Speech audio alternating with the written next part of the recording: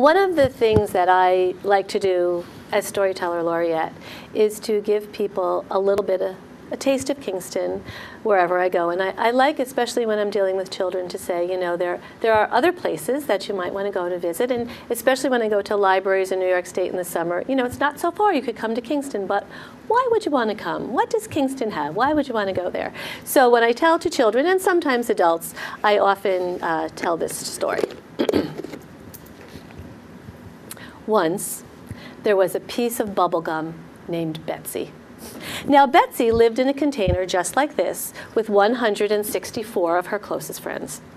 And every day the lid would be taken off and little hands would reach in and pieces of bubble gum would be taken out, but it was never Betsy. And at night the lid would be put back on and Betsy would be put back up on the shelf between the Twizzlers and the M&Ms.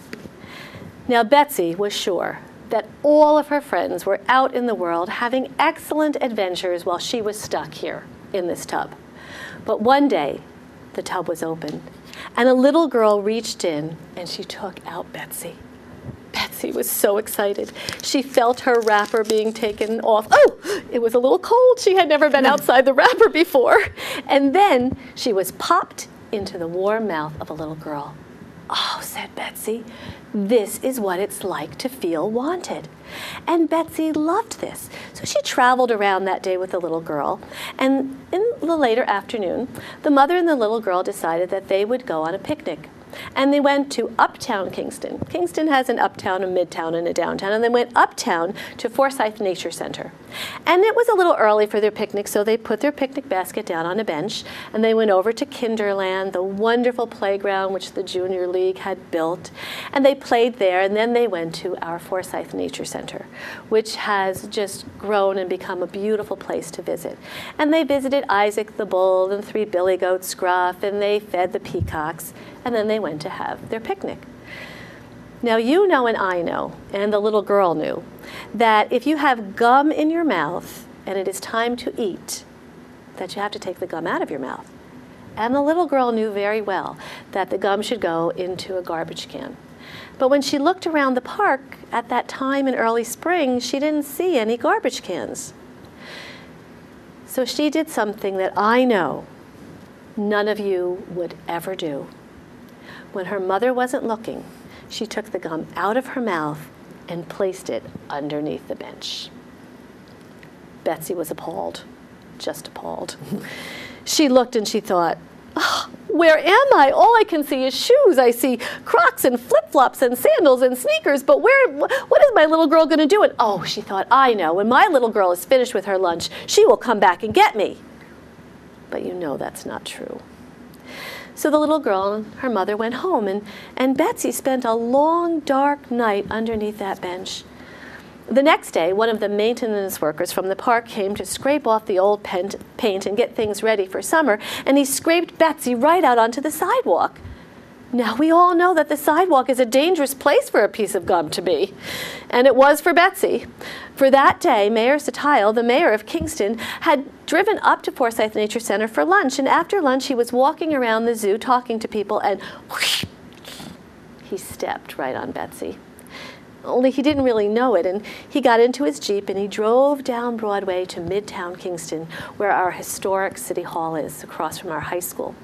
And he was going to go into his office, but when he got out of his Jeep, his foot kind of hit the side, and Betsy was back out on the sidewalk. And he never really got to know Betsy at all.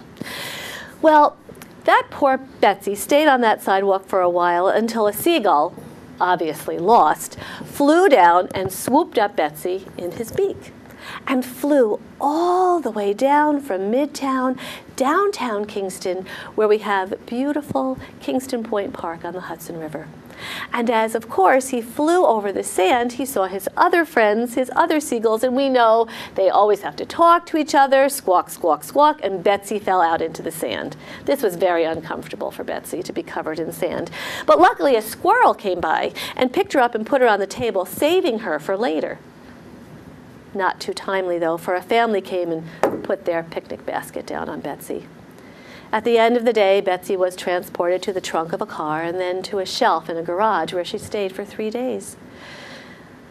But 3 days later, that family decided they'd go on another picnic. And they went to Forsyth Nature Center, where Betsy had started out, and sat down on that same bench and put the picnic basket down. And when they got up, somehow Betsy ended up under that bench again. She was worried. She knew this was not a good place to be. But as she sat there and watched all those shoes going by, she looked and she said, "Oh, those are the shoes of my little girl." And the little girl and the mother sat down on the bench. And Betsy just sat there very quietly, of course. And the little girl sat there and she looked around and she thought to herself, "I wonder if my gum is still under this bench." And then the little girl did something I know none of you would ever do. When her mother wasn't looking, she bent down, found Betsy, and popped her right back into her mouth. Now, as gross and disgusting as that is, it means that Betsy Bubblegum lives another day. And so if you ever see me again, you might hear of other places in Kingston that Betsy Bubblegum has visited, or she might even come to your hometown and visit places that you would like to tell me about. So Betsy Bubblegum is sure to have some more adventures.